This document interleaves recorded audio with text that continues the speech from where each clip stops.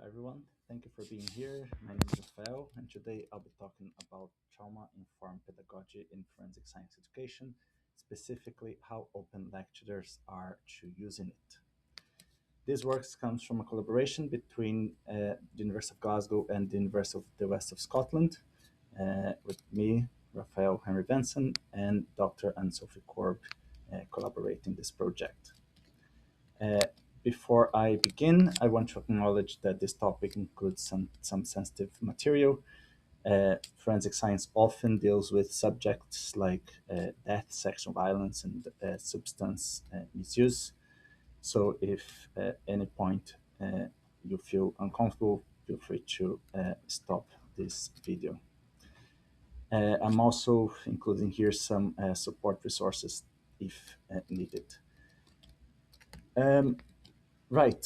Forensic science is a field that regularly exposes students to distressing content, and this can lead to re-traumatization or secondary traumatization.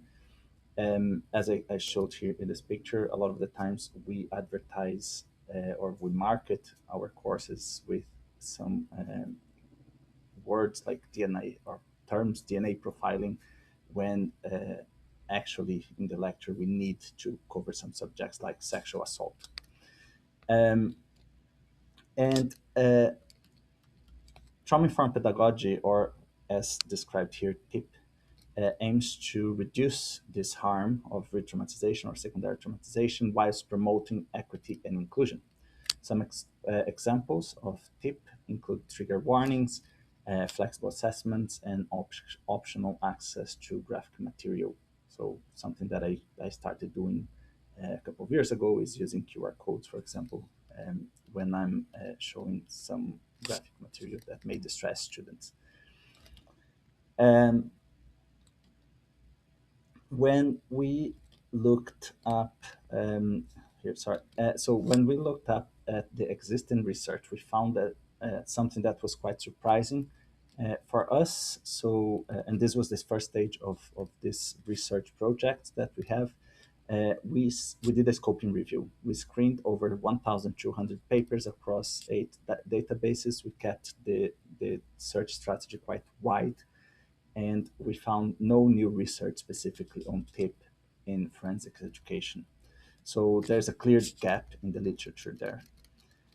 Our aim for this second stage was simple. We wanted to explore how familiar UK forensic science educators are with TIP and how often they are to using, sorry, how open they are to using it in their teaching. So for that, we conducted a national survey between September and December 2024. We targeted forensic science lecturers across the UK. We collected both qualitative and quantitative data using Likert-scale responses and open-ended questions. Then we used data, well, we did descriptive statistics and thematic analysis for analyzing this data. We had 59 participants, uh, most of them most of them with UK degrees, and many had experience in the forensics or forensic sciences or related fields. A large proportion also had industry experience and had significant teaching experience.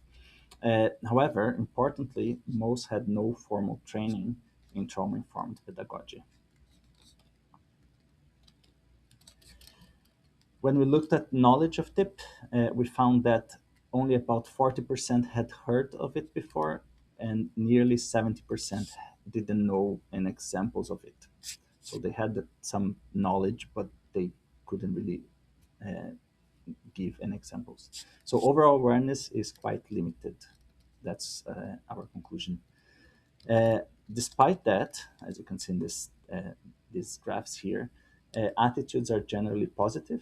Around 80% said TIP is important and should be integrated into forensic education, and almost everyone agreed that training on TIP is needed, which is very important. It shows openness.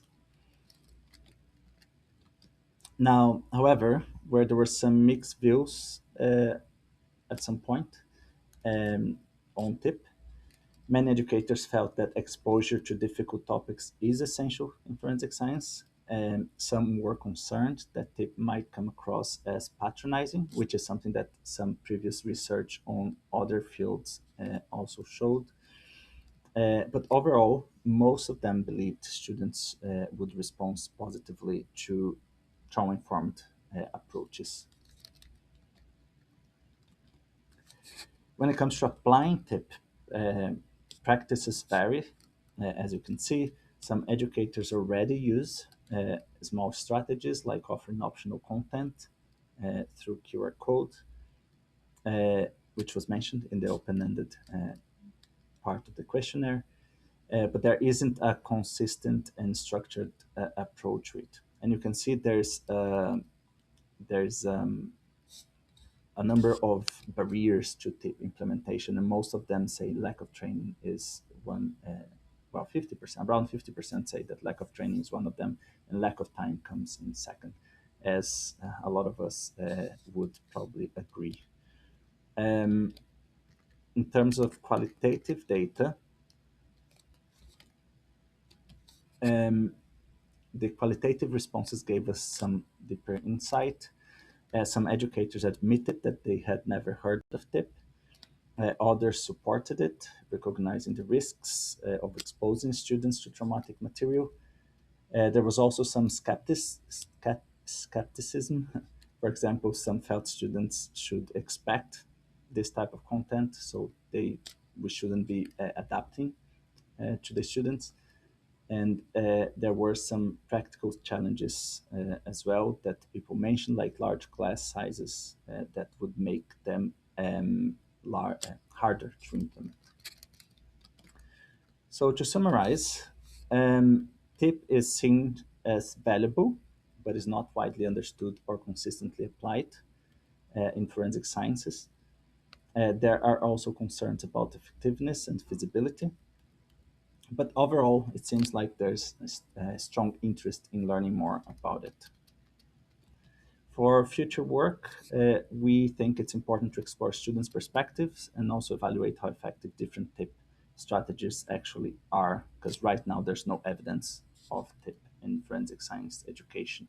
So people are either applying it without having evidence, or at least formal evidence, or they're not applying because there's not enough evidence. Uh, and doing this will probably move us from awareness to practical implementation. Uh, Thank you very much for listening, and feel free to email us if you have any questions.